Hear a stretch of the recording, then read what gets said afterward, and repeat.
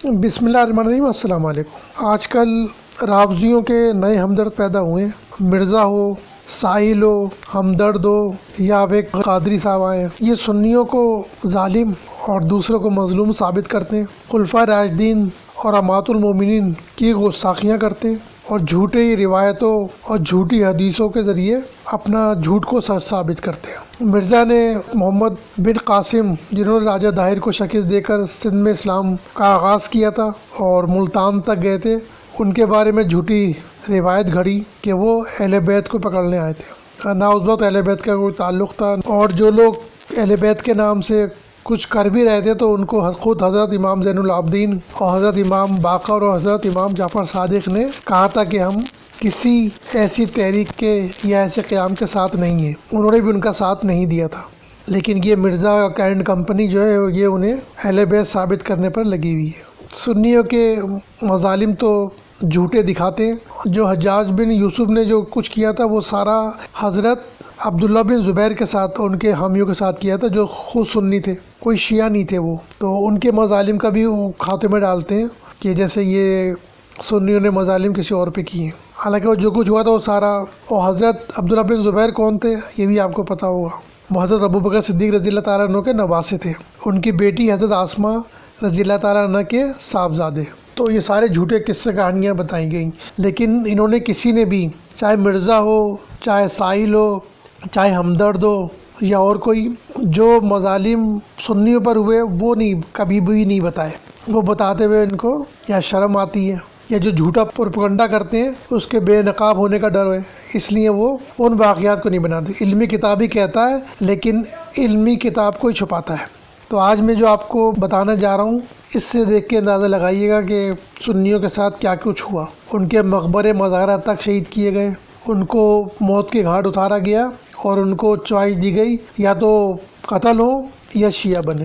حضرت امام ابو حنیفہ رضی اللہ تعالیٰ عنہ اور حضرت شیخ عبد القادر جیلانی کے مزارات کو بھی ڈھایا گیا۔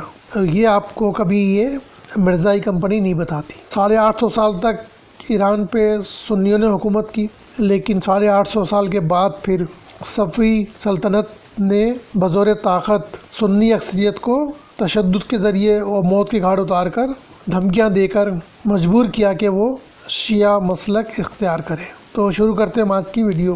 ایران شیعہ کیسے بنا؟ جب نبی کریم صلی اللہ علیہ وسلم کی ولادت باسعادت ہوئی تو اس وقت دنیا میں 2 سپر پاور تھیں۔ ایک سلطنت روم تھی جس کا مذہب عیسائی تھا، اور دوسری فارس کی ریاست تھی کہ جو مجوسی تھے، آتش پرست تھے۔ جب نبی کریم صلی اللہ علیہ وسلم کی ولادت ہوئی تو یہ روایت ہے کہ کسرا کے جو فانوس تھا اس کے 14 کنگن گر کے ٹوٹ گئے تھے، آتش کے دا کے دیواروں میں چھید بھی ہو گئے تھے۔ تو یہ اس وقت کہا گیا تھا کہ ٹھیک 14 حکمرانوں کے بعد اس کا اقتدار ختم ہو جائے گا اور اسلام یہاں پر غالب ہو جائے گا۔ تو ایسے ہی ہوا کہ ٹھیک 14 حکمرانوں کے بعد وہاں پر حضرت عمر فاروق رضی اللہ تعالیٰ عنہ کے ذریعے اسلام پہنچ گیا تھا اور حضرت عمر فاروق نے قبضہ کر لیا تھا فارس پر۔ دوسرا، آپ صلی اللہ علیہ وسلم کے ہی دور میں جب آپ ہجرت کر کے مکہ سے مدینہ آ رہے تھے تو سراقہ نامی ایک شخص آپ کی تلاش میں تھا، جس کا گھوڑے کا پاؤں جو تھا وہ بار بار زمین میں دھس رہا تھا۔ تو پھر اس نے آپ کو پہچان کے کہا تھا کہ مجھے آپ نامہ لکھ کے دے دیں۔ تو آپ نے فرمایا تھا کہ تیرا کیا ہوگا جب تو کسریٰ کے کنگن پہنایا جائے گا۔ نبی کریم صلی اللہ علیہ وسلم کی پیشن گوئی اس طرح پوری ہوئی کہ حضرت عمر فاروق رضی اللہ تعالیٰ عنہ نے جب قبضہ کیا اور جب یہاں کا مال مسلمانوں کے قبضے میں آیا تو حضرت عمر فاروق رضی اللہ تعالیٰ عنہ نے اسی سراقہ کو کسریٰ کے کنگن پہنائے۔ اور تیسرا واقعہ یہ ہوا تھا کہ آپ صلی اللہ علیہ وسلم نے جو حکمرانوں کو خطوط لکھے تھے اس میں ایک خط خسرو پرویز کو بھی لکھا تھا جو یہاں کا کسریٰ تھا، تو اس نے غصے میں آ کے اس کو چاک کر دیا تھا نام مبارک کو، جس پر آپ نے فرمایا تھا کہ یہ اپنے بیٹے کے ہاتھوں مارا جائے گا، اور پھر ایسا ہی ہوا کہ وہ اپنے بیٹے کے ہاتھ مارا گیا۔ پھر نبی کریم صلی اللہ علیہ وسلم کے وصال کے بعد جن حالات کا سامنا حضرت ابوبکر صدیق رضی اللہ تعالیٰ عنہ کو کرنا پڑا تھا، مرتدین تھے، نبوت کے جھوٹے دعوے دار تھے، لشکر اسامہ تھا، ان تمام سے فارغ ہونے کے بعد فتح حاصل کر کے پھر آپ نے توجہ دی اسلام کو فارس تک پہنچانے کی، اور اس کے لیے آپ نے مہم بھیجی۔ اس وقت فارس میں ساسانی حکومت قائم تھی، لیکن فارس کی حکومت خسرو پرویز تک بہت مضبوط تھی، مگر اپنے لڑکے شیرویہ کے ہاتھوں قتل کے بعد اسی لڑکے شیرویہ نے اپنے سب بھائیوں کو بھی قتل کرا دیا، مگر یہ صرف 8 ماہ ہی حکومت کر سکا۔ پھر اس کا لڑکا جو کم عمر تھا وہ تخت نشین ہوا، مگر اس کو بھی قتل کر دیا گیا۔ اس طرح اس شاہی خاندان میں صرف ایک بچہ یزگرد ہی رہ گیا۔ اس لیے شاہی خاندان کی ایک عورت بوران دخت کو اس شرط کے ساتھ تخت پر بٹھایا کہ یزگرد کو جوان ہونے پر بادشاہ بنایا جائے گا۔ ان حالات میں عراق کے ایک عرب قبیلے وائل کے 2 سرداروں مصنف بن حارثہ شیبانی اور سوید اجلی نے کچھ سپاہ کے ساتھ ہیرا اور آبلا پر حملہ کر دیا۔ پھر مصنع نے مدینے جا کر حضرت ابوبکر صدیق رضی اللہ تعالیٰ عنہ سے عراق پر حملہ کرنے کی اجازت طلب کی۔ اس وقت حضرت خالد بن ولید جو مدیان نبوت اور مرتدین سے مقابلے میں فتح حاصل کر چکے تھے مگر ابھی راستے میں ہی تھے، ان کو مصنع کی مدد کے لیے عراق جانے کا حکم دے دیا۔ مقام کاظمہ میں مقابلہ ہوا اور ایرانیوں کو شکست ہوئی اور ہرمس مارا گیا۔ اس کے بعد کئی بڑے بڑے مارکے ہوئے اور مسلمان حضرت خالد بن ولید کی قیادت میں فتح حاصل کرتے اور عراق فتح کرتے چلے گئے۔ اسی آسنا میں حضرت ابوبکر صدیق رضی اللہ تعالیٰ عنہ کا وصال ہو گیا۔ پھر جمادی الثانی 13 ہجری میں حضرت عمر فاروق رضی اللہ تعالیٰ عنہ خلیفہ دوئم مقرر ہوئے۔ حضرت عمر فاروق نے سب سے پہلے انہی مہموں پر توجہ دی جو حضرت ابوبکر صدیق رضی اللہ تعالیٰ عنہ کے دور سے جاری تھیں، اور ابو عبیدہ ثقفی کو چند ہزار سپاہ کے ساتھ ایران کی مہم پر روانہ کیا۔ ایران کی حکمراں بوران دخت نے رستم کو سپہ سالار مقرر کر دیا، جس نے پوری ایرانی قوم میں مذہبی جذبات ابھار کر انہیں مسلمانوں کے خلاف متحد کر دیا۔ حضرت عمر فاروق رضی اللہ تعالیٰ عنہ نے پہلے حضرت عبداللہ بجلی رضی اللہ تعالیٰ عنہ کی ماتحتی میں ایک تازہ دم فوج روانہ کی، اور پھر حضرت سعد بن ابی وقاص رضی اللہ تعالیٰ عنہ کو سپہ سالار اعظم بنا کر 20,000 فوج کے ساتھ ایران روانہ کیا۔ جنگ قادسیہ میں مسلمانوں نے فارس کے دارالحکومت مدائن پر قبضہ کر لیا، اور اس طرح جلولہ اور قادسیہ کے سخت مارکوں کے بعد مسلمان فارس پر قابض ہو گئے۔ جب مسلمانوں نے ایران فتح کیا اس وقت یہاں آتش پرست ساسانی حکومت موجود تھی۔ ایرانی 15ویں صدی تک سنی اسلام کے پیروکار تھے، تاہم 1501 میں صفوی سلطنت قائم ہوئی اور اس نے مقامی سنی مسلمانوں کو ظلم و تشدد سے اہل تشیع میں تبدیل کیا۔ قادسیہ 637 اور نہاون 642 کی جنگوں نے ساسانی حکومت ختم کر دی۔ یزگرد بلخ کی طرف بھاگا، 651 میں مرو کے قریب مارا گیا۔ صفوی حکومت 1501 تا 1736۔ اسلامی فتح کے بعد صفوی سلطنت سب سے بڑی ایرانی سلطنتوں میں سے ایک ہے۔ صفوی شاہ اسماعیل نے شیعہ مذہب کو قبول کیا اور اسے سلطنت کے سرکاری مذہب کے طور پر قائم کیا۔ یہ صفوی خاندان کرد شیخوں کی صوفی تحریک سے تعلق رکھتا تھا۔ انہوں نے ترکی بولنے والے لوگوں سے بہت زیادہ شادیاں کی۔ ان کا مرکز اردبیل تھا۔ یہاں سے انہوں نے ایران کے مختلف حصوں پر کنٹرول حاصل کیا اور ایران کے نام سے ایک قومی ریاست قائم کی۔ اس کے اول حکمراں شاہ محمد اسماعیل صفوی تھے۔ صفویوں نے 1501 سے 1722 تک حکومت کی۔ اس حکومت میں آذربائیجان، بحرین، آرمینیا، عراق، کویت، افغانستان، ترکی، شام اور پاکستان، ترکستان اور ازبکستان کے کچھ حصے شامل تھے۔ انہوں نے شیعہ مذہب کو بزور شمشیر پھیلایا۔ صفوی تاریخ کا آغاز صفیہ کے نام سے منسوب بانی صفی الدین اردبیلی 1252 تا 1334 کے قیام سے ہوتا ہے۔ 1301 میں صفی الدین نے اردبیل میں کافی اثر و رسوخ حاصل کیا۔ صفی الدین کے بعد صفیہ کی قیادت صدر الدین موسیٰ 1351 کے پاس گئی۔ اس کے بعد ان کے بیٹے خواجہ علی اور اس کے بعد ان کے بیٹے ابراہیم کو منتقل ہوئی۔ ابراہیم کے بیٹے شیخ جنید نے صفیہ کی قیادت سنبھالی تو صفوی تحریک ایک روحانی تحریک سے مادی طاقت کے حصول کی کوششوں میں بدل گئی۔ اس وقت ایران میں سب سے طاقتور خاندان کارا کولینو تھا، جس کے حکمراں جہاں شاہ نے جنید کو اردبیل چھوڑنے کا حکم دیا۔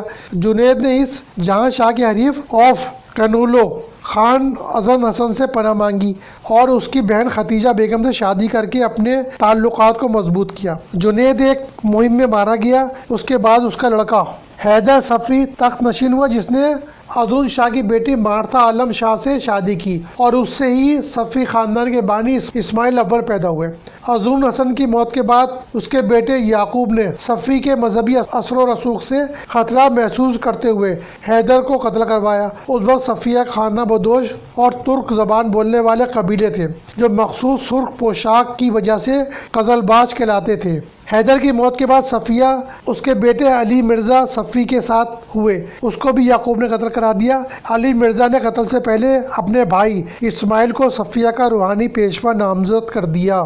شاہ اسماعیل صفوی، یہ جس وقت تخت پر بیٹھا تو اس کی عمر صرف 13 سال کی تھی۔ 1499 میں اس نے تبریز پر قبضہ کر کے قولینو حکومت کا خاتمہ کر دیا اور 1510 تک ایران، عراق، شیروان تک فتح کر کے ان کا بلا شرکت غیر مالک بن گیا۔ شاہ اسماعیل نے ایک عثمانی شہزادے مراد کو پناہ دی جس سے سلطان سلیم عثمانی کے ساتھ 1514 میں چلدرن کے مقام پر جنگ ہوئی۔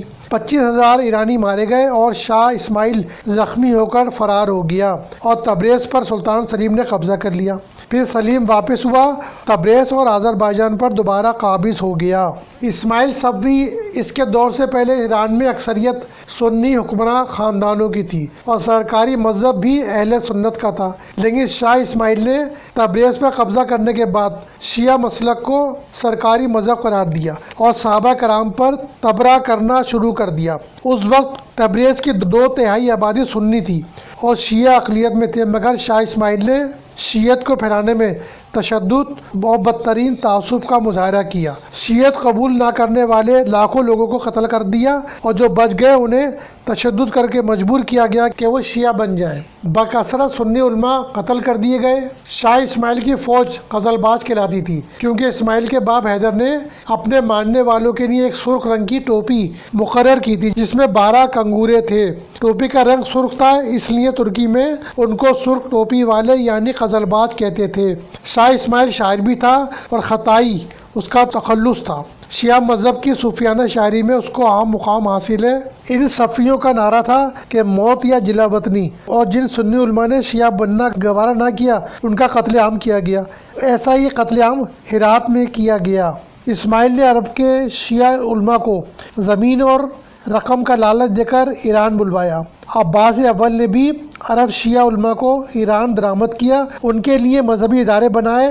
آذربائیجان میں سنی اکثریت تھی مگر آسنا عشری کو ریاستی مذہب قرار دیا گیا اور تبدیلی مذہب کی ایک مہم چلائی گئی اور شیروان کی سنی آبادی کا قتل عام کیا گیا۔ 16ویں صدی میں آذربائیجان کے سنی عوام کو بھی زبردستی ظلم و تشدد سے شیعہ بنایا گیا۔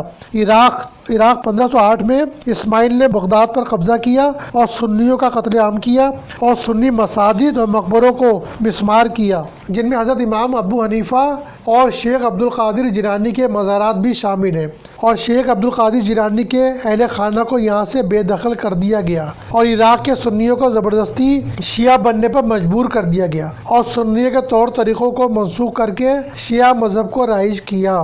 طہماسپ اول کے دور میں بھی بغداد و بصرہ میں شیعہ نہ بننے والے سنیوں کو پھانسیاں دے دی گئیں اور بچے ہوئے مقبرے اور مزارات کو ڈھا دیا گیا۔ یہی سلسلہ 1624 میں عباس اول کے دور میں بھی جاری رہا اور سنی عوام کا قتل عام کیا گیا۔ شاہ حسنین 1694 تا 1722 یہ صفوی حکومت کا آخری حکمراں ہے۔ اس نے شیعہ علماء کے کہنے پر سنیوں پر مظالم کی انتہا کر دی، جس کی وجہ سے افغانوں نے بغاوت کر کے امیر محمود نے 1722 میں ایران پر حملہ کر کے اصفہان پر قبضہ کیا اور صفوی سلطنت کا خاتمہ کر دیا۔ اس صفوی سلطنت نے ایران کی سنی آبادی کو جس طرح بزور شمشیر شیعہ بنایا اور سنی علماء کو شہید کروایا، وہ تاریخ اسلام کا ایک بدنما داغ ہے۔ ملا باقر مجلسی 1616 تا 1699 ملا باقر مجلسی اس صفوی حکومت کے ایک بااثر شیعہ عالم محدث تھے۔ شیعوں کی مستند کتابیں بحر الانوار، حق الیقین، حیات القلوب انہی کی تحریر ہے۔ یہ اصفہان میں 1233 ہجری میں صفوی سلطنت کے دور میں شاہ عباس اول کی بادشاہت کے دور میں پیدا ہوئے۔ شاہ سلیمان صفوی کے دور میں شیخ الاسلامی کے مقام پر فائز تھے۔